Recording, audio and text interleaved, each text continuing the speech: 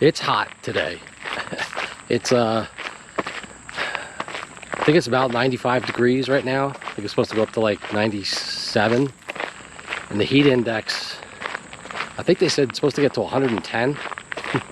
I got my water. We're all good. I had this filled mostly with ice, and it's already all gone. I've been out here for 10 minutes. Just kind of wanted to give a little like recap. I didn't record anything yesterday after my workout. I spent the evening kind of going through our budget, our finances. It's like, can I really quit? Can I do this? And that's, I think, pretty much what this video is going to be about. But I think I'm gonna wait and talk about that either after my walk or later this evening. As far as everything else,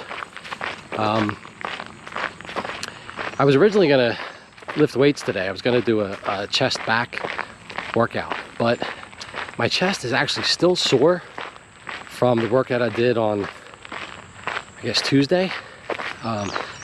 Really just, I think I just pushed myself too hard, too quick, even though I was trying to back off. I think I was just a little over anxious, you know? So decided to come on a walk instead. I'm probably not gonna lift tomorrow either. Partially, I'm thinking my chest will still be sore, but I have to work. We have to do like a software upgrade, and it's in a production environment, so we can't do it during the week while people are using it. So it's got to be done on a Saturday. Anyway, I'm going to be working for at least several hours tomorrow.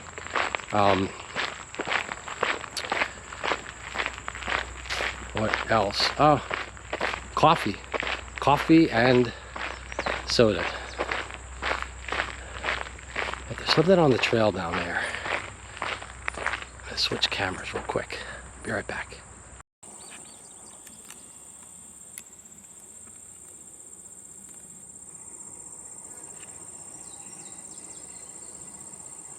All right, I think it was just a groundhog, maybe. Anyway, coffee and soda. I don't know how many days it's been since I stopped coffee, but it's been quite a few, and I'm still not drinking coffee. I think it's been at least 3 days that I haven't had any diet soda, and I think this is either the second or third day that I haven't taken any Advil to head off a headache.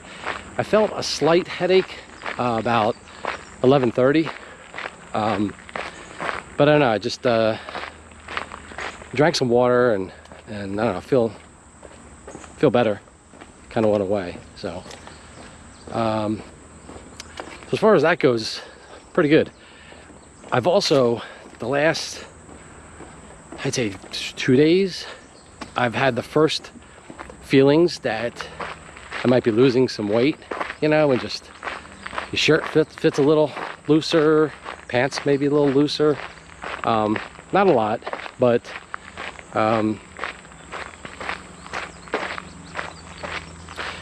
it's a really good feeling. It's good to know that you know, I can lose weight on my own. I can lose weight just by kind of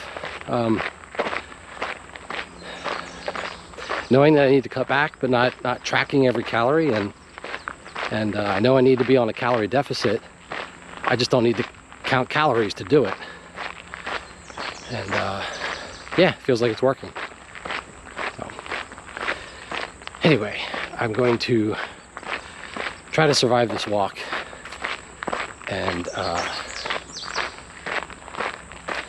talk later about my my finances.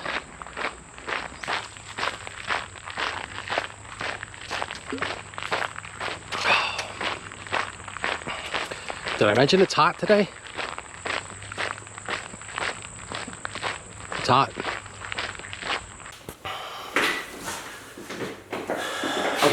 It's Friday evening around 7 o'clock, and as I mentioned in my my walk earlier today, I wanted to do a video explaining our financial situation, you know, our budget, and like how am I able to even consider quitting my job without another job lined up to go to. We've got this great resignation going on right now, and I see a lot of videos about people quitting their jobs or wanting to quit their jobs. So I thought, you know, if there's anything in my situation that might be helpful to somebody else. I think a lot of things in my situation are pretty specific, but again, if it helps somebody, then that's great. So last night I wrote down a list. There's 5 things that I came up with in our situation that are really allowing me to even consider this. The first thing is that about 5 years ago, we switched our health insurance. We switched from my company's plan to my wife's company's plan.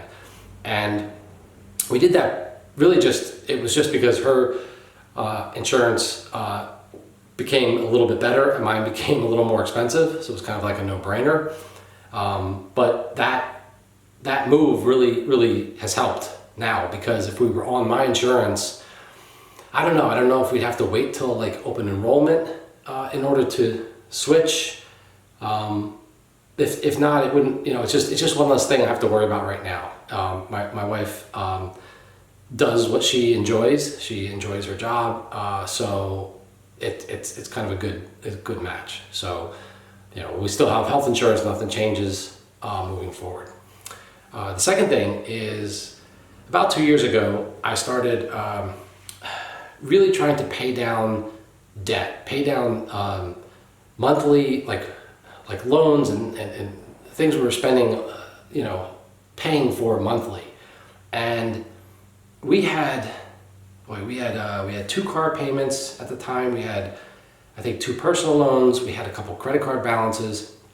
So what I did is I listed them out in order of you know, highest interest rate being charged to lowest. And we had a little extra money in our budget, and we tightened things up in order to get as much as we could out. And I put that extra money toward the highest interest loan. And I didn't see too much, you know, change. Obviously, hadn't paid off any of the loans, so I didn't see in our monthly bills anywhere. But maybe I paid off the first loan in about 8 months, something like that. And then what I did is that extra money that I had been paying toward that loan, plus that monthly loan payment, I put toward loan number 2. And what happened is it kind of created a snowball effect. And it was easier to pay off the second, and then the third, and the fourth, and then we had this monstrous amount of money each month. It was easy to pay them off. So that was a big thing, because that has really loosened up our budget over the past year, I'd say. You know, we're not frivolous spenders. We don't spend a lot of money, but we really don't even have to really worry about what we're spending on, because we have the money right now. So that's been nice over the past year, but that has allowed me to consider, you know, could we make it without my salary, at least for a little bit of time. That was number 2. Number 3 is that we have 4 kids. I call them kids, they're all adults, but they're still kids to me. 2 of our 4 kids have graduated college, they have full-time jobs, and they've moved out. Our 3rd graduated college, has a full-time job, and he's going to be moving out September 1st, so 2-3 weeks from now. And our 4th is basically working full-time. He buys most of his food out, a lot of meals out. He's not in the house very often. We kind of don't even see him a lot anymore. We're almost empty nesters. But the point in that is that there's just, you know, there's fewer people using electricity, so the electric bill's lower. There's fewer mouths to feed, you know. I guess the downside is we don't have them as exemptions anymore, the older ones. So, but I think in the end, we still save more on a monthly basis than the exemptions would on our taxes. So that has really helped a lot. The fourth is, so in April of 2020, the government put in basically a halt on student loan payments. So we have a lot of Parent Plus loans outstanding for the three who have gone through college. But the government put a halt, said you didn't have to make loan payments with the coronavirus, and they weren't charging interest. So since then, we've been, instead of making the monthly payment anyway, we've been pulling the money out and putting it into an account because we wanted to be able to put that money toward the loans eventually. But if one of us were to lose our job or something, we wanted to have this extra cash around. And the timing piece of this all is that just within the last week, the government has now extended it once again. They said it's the last time they're extending it too, but they're extending it until February of 2022. So that gives me, September, October, November, December, January, 5 months, 6 months, where we don't necessarily even have to make a payment. I can kind of almost pull that out of the budget if I have to. So that's another big one, and that's a timing issue, meaning like it's like do it now or never kind of thing. So that's number 4. Number 5 is the company that I currently work for. I have stock options.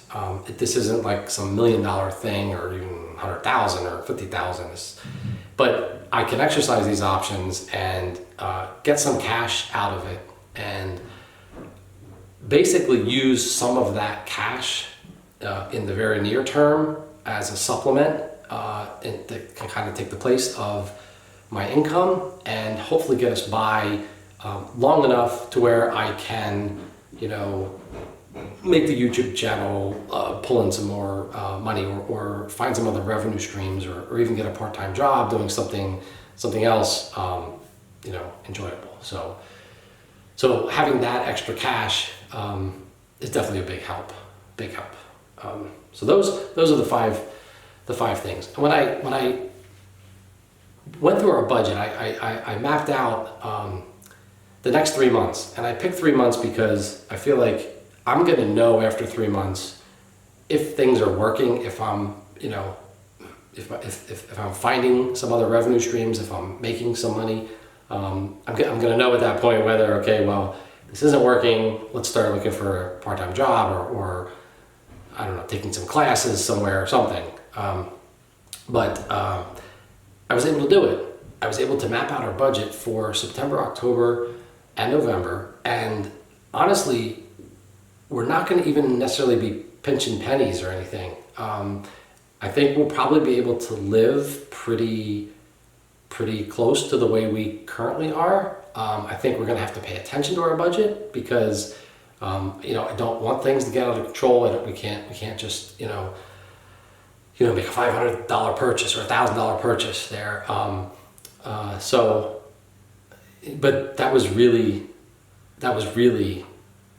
what I needed to see. I needed to see the numbers. I needed to see this mapped out to know we have a plan, to know that I have at least 3 months, that I can work on this and try to make a go of it.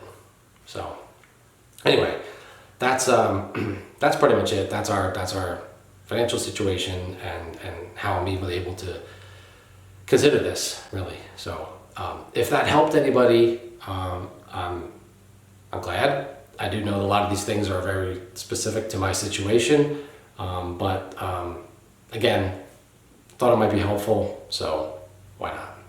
Anyway, it's Friday evening. I think we're just going to sit down and watch some TV. I've got to work tomorrow. I've got several hours worth of work to do tomorrow, so I'm going to try to get to bed fairly early because I got to get up early and start. So anyway, I will talk to you in the next video.